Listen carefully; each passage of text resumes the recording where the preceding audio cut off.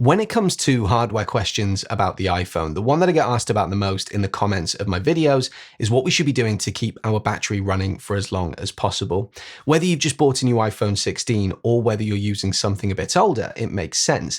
We want to get value for money. But the problem is everyone has their own opinion about what you should and shouldn't be doing when it comes to charging your iPhone. So in this video, I'm going to break down the 6 most common claims that I hear about iPhone battery care and help you to understand what you should and shouldn't be doing. Okay, let's get into it. Claim 1, your battery should always have 100% health.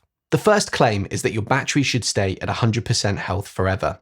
To understand this one, let's talk a little bit about how the battery in your iPhone, which is a lithium-ion battery, actually works. In simple but scientific terms, these batteries work by moving lithium ions between the anode and the cathode. For this to work, the battery needs something called an electrolyte, which is a liquid that helps the lithium ions flow between the anode and the cathode. When a battery is at 100% chemical health, everything is good, and the ions can move as they need to. But over time, the chemicals inside the battery break down naturally, meaning that the ions can't move as freely, and hence the battery loses capacity. Think of it like an hourglass. When it's brand new and perfect, the sand flows smoothly from top to bottom.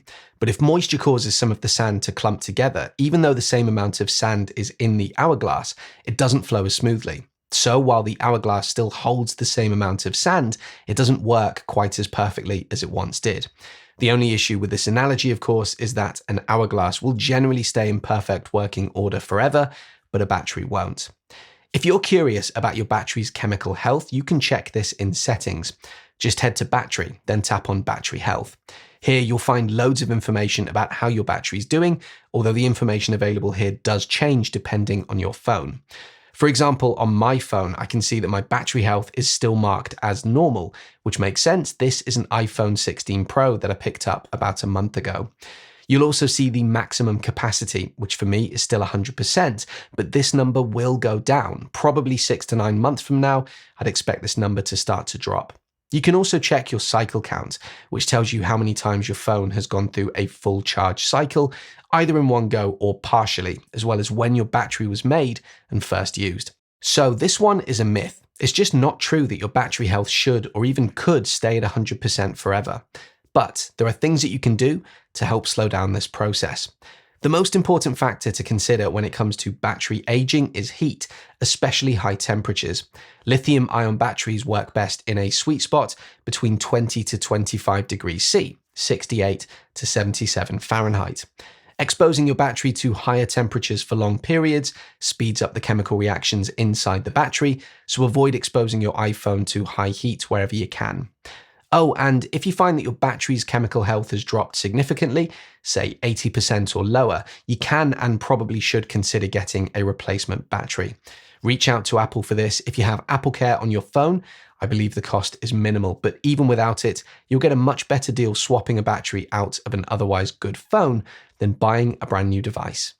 So we've already mentioned in this video that heat is bad for your battery, and the problem with wireless charging in particular is that it can create excess heat. Today's video sponsor ESR knows this, and that's why their range of Qi 2 wireless chargers have been built around the idea of keeping your device cool while it's charging. If you're on the go, there's this. It's a power bank with a 5,000 milliamp hour battery.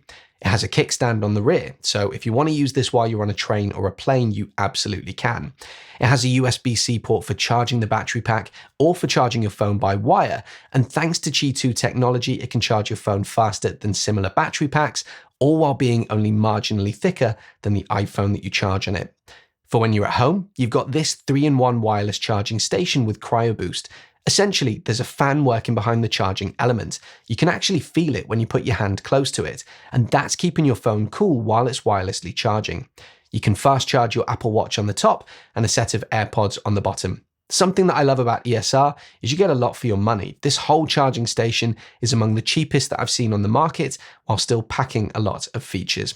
Finally, their MagSafe car charger mounts to an air vent or a dashboard, and there's no need to worry about heat coming from the vents because CryoBoost tech is working here as well, keeping your device cool while it charges. If you want to charge your new device faster while keeping that battery cool and healthy, check out the product links in the description of this video. Claim 2, you can overcharge your battery. The second claim is the idea that you can overcharge your iPhone battery. This one often gets linked in with people saying that you should never charge your phone overnight. Let's start by clearing up what overcharging actually means. Overcharging happens when a battery keeps charging even after it's hit full voltage. This can be bad for batteries because if a lithium-ion battery gets overcharged, several chemical reactions take place within the battery that can mess with the structure and even its safety. There's a lot of science behind this, way too advanced for me to even attempt to respectfully cover, but in the worst cases, these reactions can cause the battery to swell, rupture, or in extreme situations, even catch fire. But modern smartphones and most electronics these days are built with technology that stops overcharging before it can even happen. If we take a modern phone like the iPhone, there are systems in place at both the hardware and software levels to ensure that the lithium-ion battery doesn't get close to overcharging. For example, lithium-ion batteries in today's smartphones come with a battery management system, either built into the battery or built into the device. This system keeps an eye on the charging process, making sure that the battery never goes over its maximum voltage. The BMS controls the current and voltage going to the battery and automatically stops charging once it's full. On top of that, phones like the iPhone use smart charging algorithms, software that tweaks how the battery is charged depending on things like its current charge level, temperature, and how you use your device. For instance, when your battery is low, your iPhone will often start by fast charging to quickly bring it up to around 80%. After that, the charging speed slows down to reduce stress on the battery and prevent any chance of overcharging. It's called trickle charging. In fact, a lot of modern iPhones will even suggest tweaks to your charging habits based on how you use your phone. My iPhone 16 Pro, which I've had for about a month, recently suggested that I limit my charge to 85%. The reason for this is my phone knows that I'm mostly at home in my office Monday to Friday, where I can easily charge it whenever I need to, and I rarely let the battery drop very low without charging. If you want to adjust this, just go to Settings, select Battery, tap into Charging and set a charge limit between 80% and 100%, although I do think this is only on the 15 and 16 range. So to sum it up, this one's a myth. Yes, lithium-ion batteries can technically be overcharged, but with the battery in your iPhone or any modern smartphone, you're not going to run into that issue even if you leave it charging overnight, so don't stress about this one. Claim 3. The new iOS ruined my battery. Around September of every year, you see a load of people online claiming that the latest version of iOS has ruined their battery. So let's explore this one. The reason this complaint shows up every September is pretty straightforward. It's the month that Apple typically releases its latest iOS update. As users, we tend to expect these updates to either improve our phone's performance or, at the very least, not make things worse. So when we upgrade from iOS 17 to iOS 18, for example, it's understandable that we assume that our battery life should be just as good or even better after the update. But what usually happens on the day of a big iOS release is you install the update, and suddenly your phone doesn't seem to last anywhere near as long on a charge as it did before. This doesn't happen to everyone, but it is common, and it affects different users in different ways. The good news is that there's a logical explanation for this, and it will fix itself. So unlike smaller incremental updates, major iOS updates, like the jump from iOS 17 to iOS 18, bring in a lot of new features and changes, and your phone has to run a bunch of background tasks to get everything configured and running smoothly with the new software. And these re-indexing tasks can be really processor heavy. Depending on how much data you have on your phone, this process might be quick, or it could take a few hours or even a day or two. And while these background tasks are running, you're still using your phone as usual, so you might notice that your battery isn't lasting as long. If you want to see what's going on behind the scenes, you can check in Settings. Just go to Battery and look under the Activity section. You might see something called Device Setup and Updates listed there, and if you do, your iPhone is working on that new update for you. The best thing, really the only thing to do in this situation, is to be patient. Your iPhone is doing its thing, and once all the background tasks are finished, your battery life should go back to normal or maybe even improve. But if it doesn't, there are a couple of things that you can check. First, make sure that all your apps are up to date. Your phone should handle this automatically, but you can double check by going to the App Store, tapping your user icon in the top right corner, and scrolling down to see if any apps need updating. You can tap Update All to make sure that everything is current. This is because app developers need to update their software to make sure that it works smoothly with the latest version of iOS. If you're running an older version of an app on the new iOS, it could cause extra strain on your battery. You can also check if any specific apps are causing issues. Head to Settings, tap Battery, and scroll down to Battery Usage by App. You can look at data for the last 24 hours or the last 10 days. If you've just updated your iOS, I would suggest checking the last 24 hours to see if any apps are hogging more battery than they should. If something seems off, delete the app, either temporarily or for good, and see if that helps. Oh, and just to be clear, I am referring to the official public release of iOS. If you're running a public beta or even a developer beta, battery issues are to be expected, so do keep that in mind. If you're enjoying the content here, why not sign up for my weekly newsletter, which is all about tech news and tips delivered free to your inbox each Friday. Sign up via the QR code on screen or the link in the description. Claim 4. Don't use your phone while charging. This next one is a pretty common claim that I hear all the time. The idea that you shouldn't use your phone while it's charging. When you break it down, there seem to be two main reasons that people think this might be a bad idea. The first belief is that holding your phone while it's charging could somehow cause electricity to pass through to you in a way that could make you unwell. There is no scientific proof to back this up, so there isn't really much more to say about this one. The more common concern is that using your phone while it's charging could damage the battery. Technically, this could be true, but only in some pretty extreme situations. As we've talked about before, heat is the biggest enemy of lithium-ion batteries, and charging generates heat, especially if you're fast charging. Another thing that can heat up your phone is doing something that's really demanding on the processor or graphics, like playing a high-end video game for a long time. So in theory, if you were fast charging your phone from a low battery while playing an intense game, this could generate more heat than you would want, which in theory isn't great for the battery. The reason I keep saying in theory is because modern smartphones are built to handle situations like this. If your phone detects that you're fast charging while also running something heavy like a game, it will just make adjustments to protect the battery from any potential damage, and typically it will just draw less power and charge the device more slowly. Plus, if you're just updating your Facebook status or replying to a quick email while your phone is charging, those tasks use hardly any processing power. So in that case, there is really no risk of harming your battery at all. Claim 5. Force quit apps often. This next claim is a popular one online, the idea that you need to regularly force quit your apps on your iPhone to keep your battery running smoothly. Force quitting an app is when you swipe up from the bottom of the screen and hold for a second until the app switcher shows up. From there, you can swipe left or right to see all of your currently open apps. If you swipe up on one of those apps, it disappears from the switcher.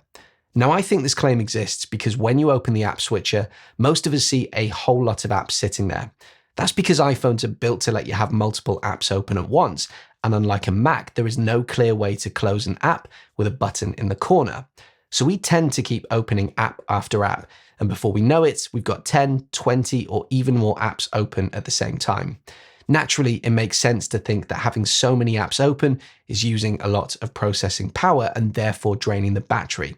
That's why so many of us get into the habit of force quitting apps regularly to close everything down and start fresh. I know people who do this every night before bed, others who do it multiple times a day, and some who force quit every single time that they open an app. This claim is a myth, and to understand why, we need to take a look at how our iPhone manages apps that aren't the primary app on your screen. When you have multiple apps open, the ones that you're not using are technically running in the background, but they're in what Apple calls a suspended state. That means that they're not actually running like the app that you're using. According to Apple, apps in a suspended state aren't actively using resources or draining your battery. However, some apps may have background app refresh enabled, which lets them check for updates or new content, but even that uses minimal power. With newer iPhone features like the always-on display and dynamic island, some suspended apps can still show content on your screen, but again, this is done in a way that uses minimal resources. So, what happens if you're force quitting apps all the time? Best case scenario, nothing, but don't expect to see any improvements either. In the worst case scenario, you could actually be hurting your battery in the long run. That's because starting an app from scratch takes more power than simply resuming it from a suspended state. Apple designed your iPhone to be smart enough to handle multiple apps without wasting power. Apple's official recommendation is that you should only force quit an app if it's unresponsive or acting strangely. That's when it's worth doing, but otherwise you're better off letting your iPhone manage things for you. Claim 6, you should let your battery drop to 0% sometimes. The final claim has been around for a really long time, and you still hear people repeating it. This idea that it's good for your iPhone's battery to discharge all the way to 0% sometimes before recharging. This is definitely a myth, and to understand why, we need to look at where this misconception came from. This claim probably comes from observations made on nickel-cadmium batteries. Researchers noticed that when these batteries were repeatedly discharged to the exact same level, they seemed to remember that level and would show a voltage drop when they were discharged beyond it.